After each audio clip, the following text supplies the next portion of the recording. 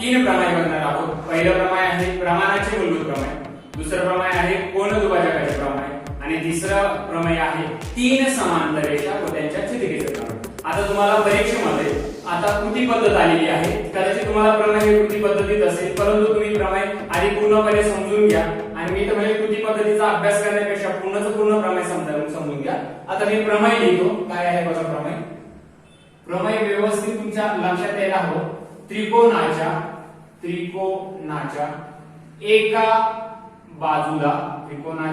एका बाजूला समांतर असणारी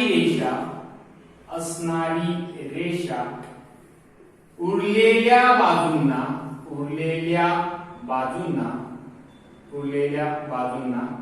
भिन्न बिंदूत छेदत असेल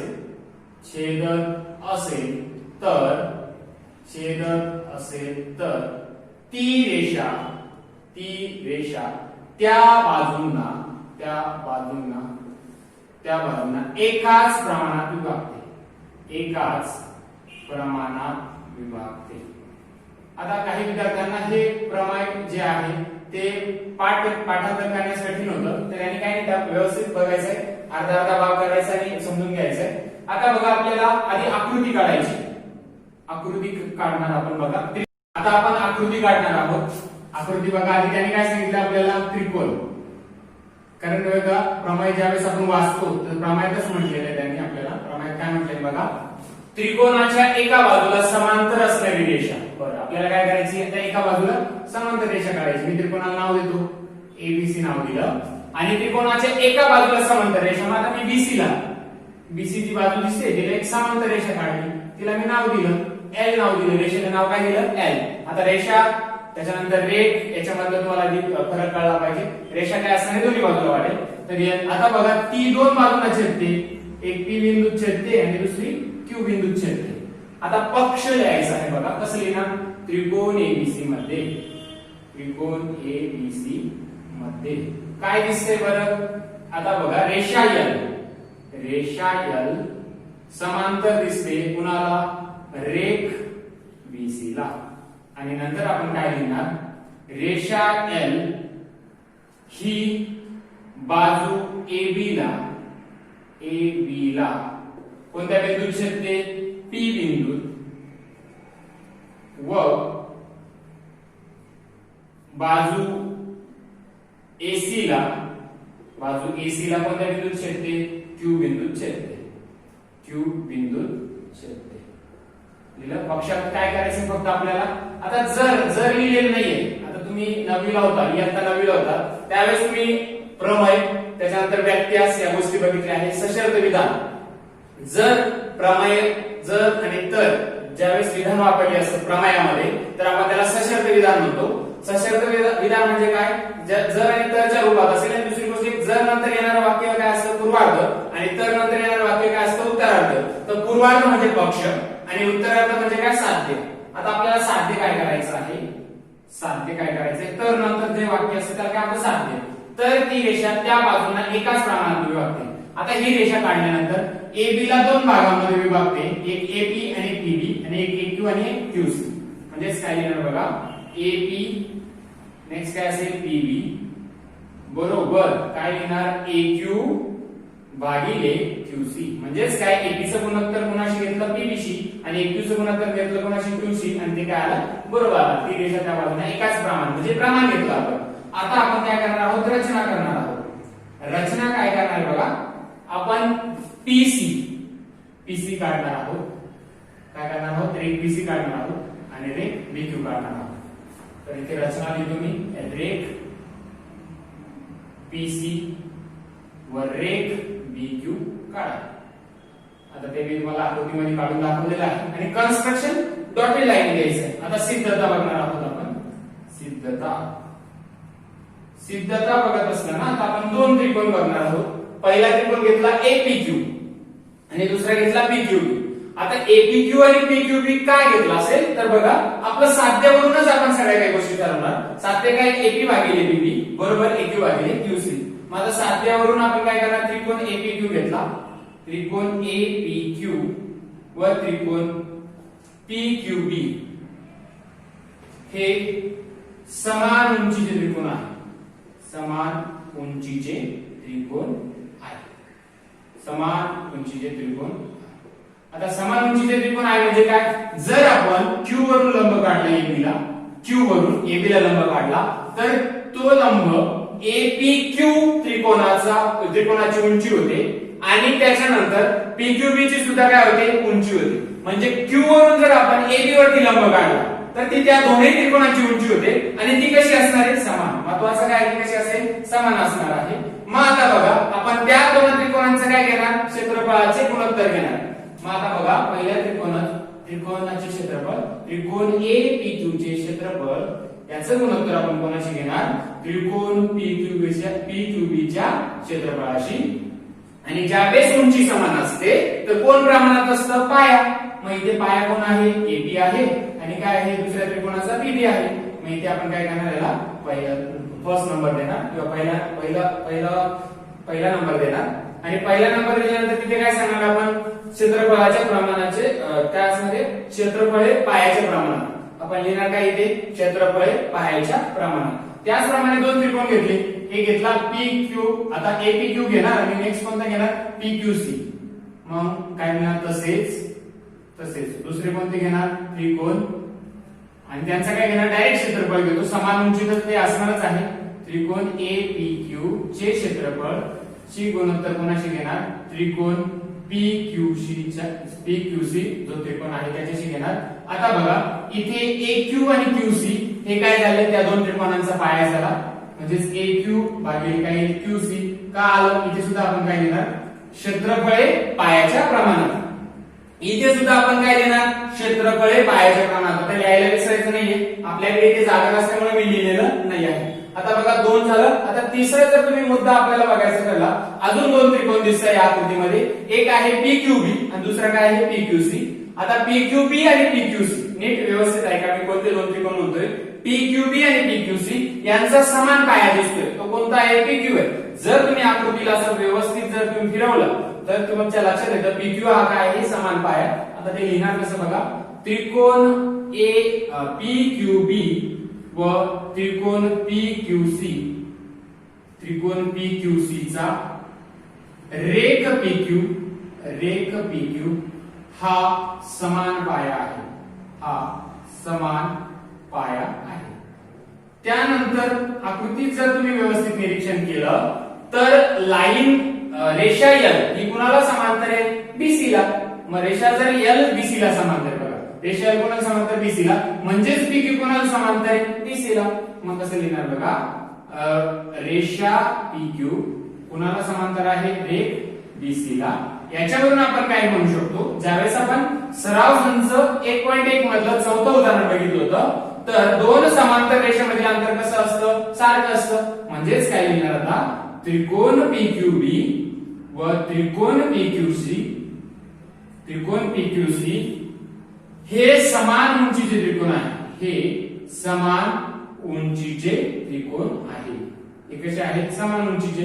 आणि ज्यावेळेस उंची समान असेल आणि पाया पण समान असेल त्यावेळेस त्यांचं क्षेत्रफळ कसं असतं? बरोबर असतं. म्हणून इथे PQB बरोबर काय? त्रिकोण PQC. म्हणजे त्रिकोण PQB चं क्षेत्रफळ बरोबर त्रिकोण PQC चं. आता याच्यावरून याला आपण नंबर दिला 3 नंबर दिला. आता 1 2 3 वरून आपण काय सांगू शकतो? त्रिकोण APQ चे क्षेत्रफळ याचं गुणोत्तर आपण जर त्रिकोण PQB च्या क्षेत्रफळाशी घेतलं तर ते पुन्हा बरोबर येतं? पुन्हा त्रिकोण APQ चे क्षेत्रफळ भागिले पुन्हा काय येईल? त्रिकोण PQC च्या क्षेत्रफळाबरोबर. हे कशावरून आलं? 1 2 आणि 3 वरून. आता व्यवस्थित लिहून घ्यायचं. मी असं त्याला नंबर दिला असं लिहिलं चालणार नाही पेपर मध्ये. तुम्ही व्यवस्थित लिहून घ्या. तुमच्या पुस्तकात आहेच. मग काय येईल? याच्यावरून आपल्याला काय लिहिता येईल? AB भागिले PB बरोबर AQ भागिले काय असणार आहे? QC. म्हणजेच आपल्याला हेच मिळवायचं होतं. साध्य काय होतं आपलं? AB भागिले PB बरोबर AQ भागिले QC. आता आपल्याला व्यत्यास बघायचा. व्यत्यास म्हणजे काय? इयत्ता 9वी मध्ये आपण बघितलं आहे प्रमेय आणि व्यत्यासाच्या मध्ये फरक आहे. म्हणजेच काय, जो पूर्वार्ध असतो तो उत्तरार्ध होतो आणि जो उत्तरार्ध असतो तो पूर्वार्ध होतो. मग इथे जे साध्य करायचं होतं ते व्यत्यासामध्ये दिलेलं असेल. ठीक आहे का, माझं वाक्य व्यवस्थित आहे का? जे तुमचं साध्य आहे ते व्यत्यासामध्ये दिलेलं असेल आणि दाखवायचं काय तुम्हाला पक्ष. म्हणजे साध्य जिथे आहे ते पक्ष होईल आणि पक्ष जे आहे ते साध्य होईल. म्हणजेच काय, तुम्हाला प्रमाण दिलेलं असेल तर तुम्हाला त्याच्यावरून ठरवायचं आहे ती रेषा त्या त्रिकोणाला समांतर आहे किंवा नाही. आता आपण काय बघणार आहोत, कोन दुभाजकाचे प्रमेय बघणार आहोत. कोन दुभाजकाचे प्रमेय सांगतो मी आणि काय आहे बघा. त्रिकोणाच्या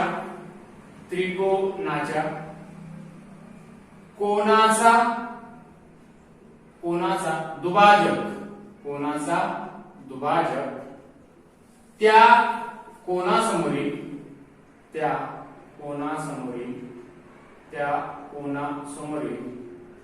उरलेल्या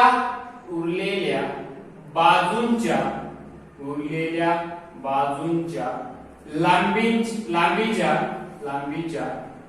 लांबीच्या गुणोत्तरात विभागतो. आता बघा विद्यार्थी मित्रांनो, इथे मी आकृती काढून घेतलेली आहे कारण वेळेचं नियोजनासाठी आकृती काढली. आधी काय पाहिजे आपल्याला, हे बघा, जेव्हा प्रमेयामध्ये कुठली गोष्ट दिली त्याला काही जमली पाहिजे आपल्याला. त्रिकोण एबीसी काढून घेतला. त्याच्यानंतर त्यांनी काय सांगितलं आपल्याला, एक कोन दुभागायला सांगितलाय. मग मी कोन सी दुभागल्यानंतर तो त्याच्या समोरील बाजूला दोन भागामध्ये विभागतोय. दोन भाग करतोय बघा, ए आणि ईबी भाग करतोय. एकच भाग होता आधी, एक बाजू होती, ती बाजू दोन भागांमध्ये विभागली गेली. एक ए आहे आणि एक ईबी आहे. नंतर त्यांनी काय सांगितलं बघा, आता कोणासमोरील उरलेल्या बाजूच्या लांबीच्या गुणोत्तर, म्हणजे गुणोत्तर कोणाकोणाचं येईल, एईचं गुणोत्तर ईबीशी बरोबर, परत सीएचं गुणोत्तर कोणाशी येईल, सीबीचं. मग आधी काय करूया आपण, पक्ष लिहूया. पक्ष काय येईल बघा, पक्ष काय असेल, त्रिकोण एबीसी मध्ये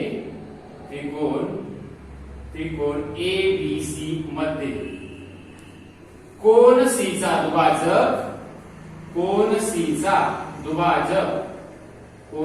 दुभाजक रेख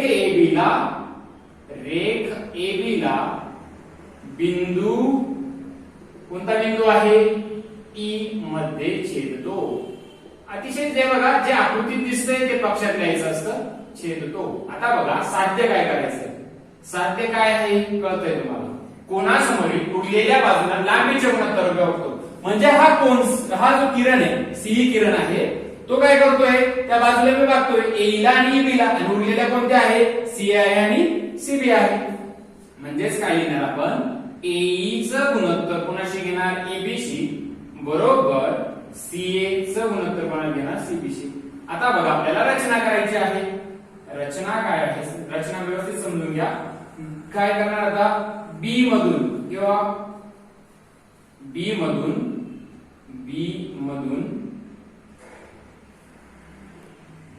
किरण सी ला समांतर रेषा काढा. किरण सी ला समांतर रेषा काढा. ती वाढवलेल्या एसी ला बिंदू डी मध्ये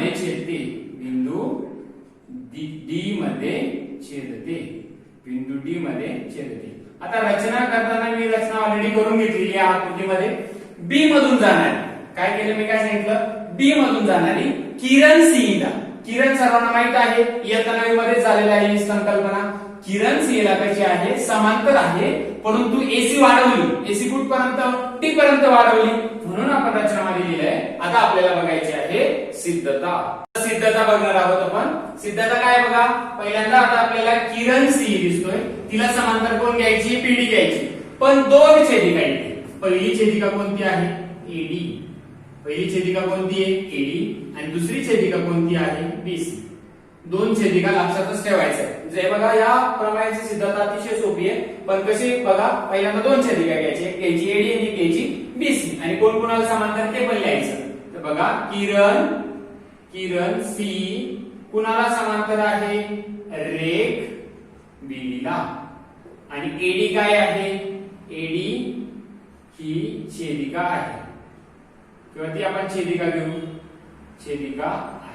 आता छेदिका असल्यामुळे इथे काय होणार आहे बघा, ज्यावेळेस एडी छेदिका असेल तर दोन कोण कसे मिळणार आहे आपल्याला? संगत कोण मिळणार. हे आपण कधी शिकलो? संगत कोण प्रमेय आपण इयत्ता 9वी मध्ये समांतर रेषा या प्रकारामध्ये शिकलेलो आहोत. म्हणून मग आता आपल्याला काय मिळेल बघा, ज्यावेळेस दोन रेषा समांतर असतात तर त्यांच्यातला एक कोन संगत कोन, व्युत्क्रम कोन किंवा त्यांच्या आंतरकोनांची बेरीज किती असते? 180. हे आपण इयत्ता 9वी मध्ये शिकलो. तर इथे आपल्याला दोन कोन एकरूप दिसत आहेत.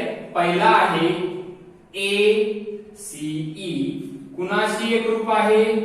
CDBC. आणि कारण काय असेल? याला नंबर दिला आणि कारण असेल संगत कोन. संगत कोन का आलं? कारण दिलेल्या दोन रेषा कशा आहेत? समांतर आहे. आता पुन्हा आपण काय करूया, किरण C कुणाला समांतर आहे? रेख BD ला. आणि दुसरी छेदिका कोणती आहे आपली? BC ही छेदिका आहे. आता BC छेदिका घेतल्यानंतर किंवा छेदिका घेऊन असं म्हटलं तरी चालेल, तुमच्या प्रमेयामध्ये घेऊन असेल, पण इथे काय येतं? BC काय आहे? छेदिका. आता ज्यावेळेस मी तुम्हाला सांगितलं दोन रेषा समांतर असतील तर त्यांच्यात एक कोणाची जोडी कशी असते? एकरूप असते. एक तर संगत असेल किंवा व्युत्क्रम. आता जर तुम्ही BC घेतली तर तुम्हाला Z शेप दिसतोय, Z आकार दिसतोय. म्हणजेच बघा ECB कुणाला एकरूप असेल? CBD ला. हे तुम्ही बघा. देअरफॉर काय मिळेल बघा, म्हणून काय मिळेल बघा आता, ECB कोन ECB कुणाला एकरूप आहे? CBD ला. CBD ला. याला काय करूया? 2 नंबर देऊया. आणि कारण काय आहे? व्युत्क्रम कोन.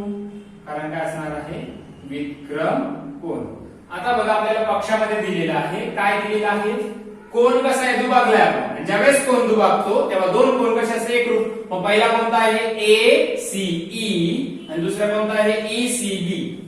लिहिणार आता आपण परंतु कोन ACE कुणाला एकरूप आहे? कोन ECB ला. हे काय आहे? पक्ष. आणि याला नाव देऊया, तिसरा नंबर देऊया. तिसरा नंबर दिल्यानंतर काय मिळेल बघा, आता 1, 2 आणि 3 वरून डायरेक्ट आपण लिहू शकतो कोन CBD हा कोणाला एकरूप आहे? कोन CDB ला. आता हे तुम्ही तीन व्यवस्थित निरीक्षण केलं तर तुमच्या लक्षात येईल CBD आणि CDB हे दोन बघा LHS पार्ट इक्वल आहे. म्हणजेच काय? डावी बाजू बरोबर आहे तर उजवी बाजू सुद्धा कशी असेल? बरोबरच. म्हणजे हे दोन्ही बरोबर आहे तर हे दोन्ही कसे आले? बरोबर आले. कशावरून आले हे? 1, 2 आणि 3 वरून. ते व्यवस्थित लिहून घ्या तुम्ही, मी फक्त समजून सांगतोय तुम्हाला. आता ते आल्यानंतर बघा त्रिकोण घेतला आपण. कोणता घेतला? CBD. आता त्रिकोण CBD घेतला. आपल्या लक्षात येते बघा CBD मध्ये दोन कोन एकरूप आले. कोणते? CBD शी कोणाला? CDB. म्हणजेच काय? ज्यावेळेस दोन कोन एकरूप असतात, ज्यावेळेस दोन कोन एकरूप असतील तर त्यांच्या समोरील बाजू सुद्धा कशा असतात? एकरूप असतात.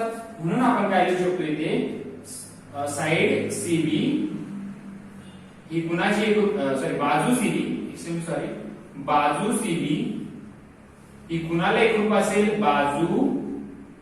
बाजू CB ला. म्हणजे तिथे काय लिहिणार? म्हणून बाजू CB बरोबर बाजू CB. का लिहिणार? एकरूप कोणासमोरील बाजू. एकरूप कोणासमोरील बाजू. आता बघा आपण काय घेणार? त्रिकोण ABD घेणार. त्रिकोण ABD मध्ये कोण कोणाला समांतर आहे? ABD म्हणतोय. C समांतर कोणाला आहे? BD ला. मग काय घेणार?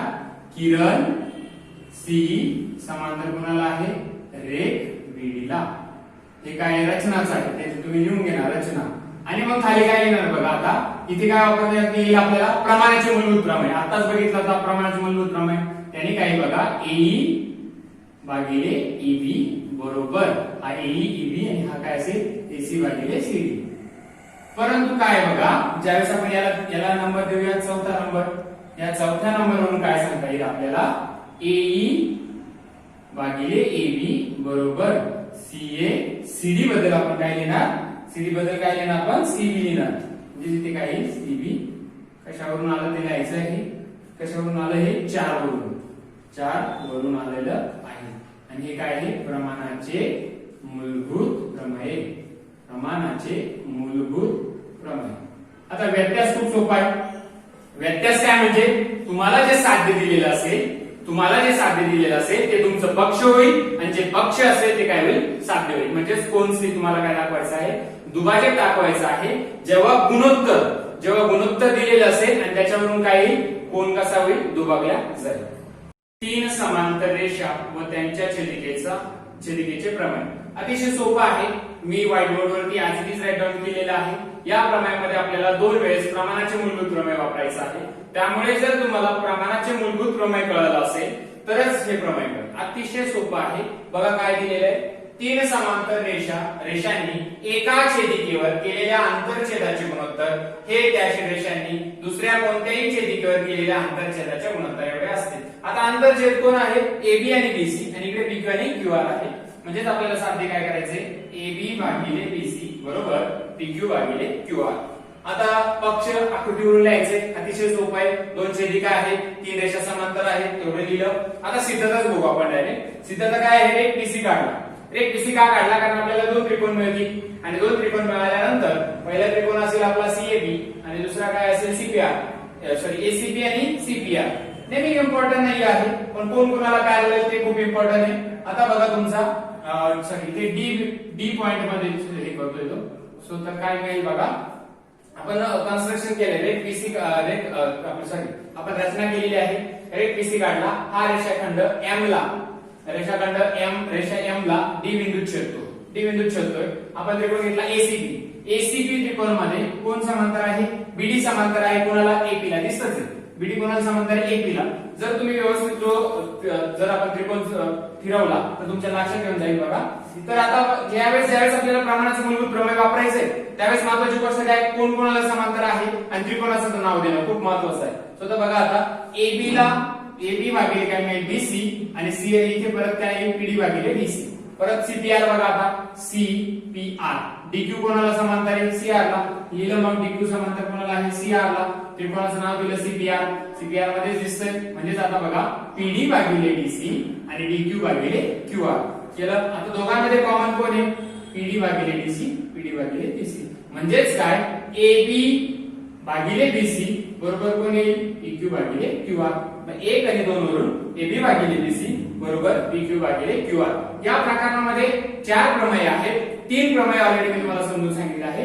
चौथं जे प्रमेय आहे ते आपण दुसऱ्या व्हिडिओत बघणार आहोत आणि व्यवस्थित अभ्यास करायचा आहे. अडचण असल्यास कमेंट बॉक्स वरती टाकायचं आणि आपल्या चॅनलला सबस्क्राईब करायला विसरायचं नाही.